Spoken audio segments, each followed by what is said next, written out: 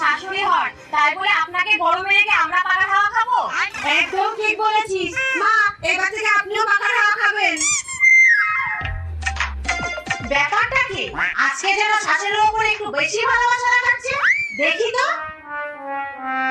দিদি, ভালো করে উপরে উঠিয়ে রাখ, শাশুড়ি যেন না দেখে। টাকা পয়সার ব্যাপার কিন্তু।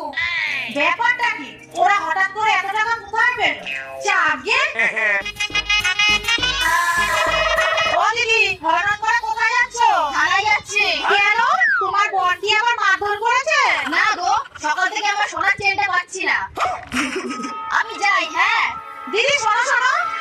বলো। বলছি আজকে আশেপাশের কেউ তোমাদের বাড়িতে যায়নি তো? পাশের বলতে তোমার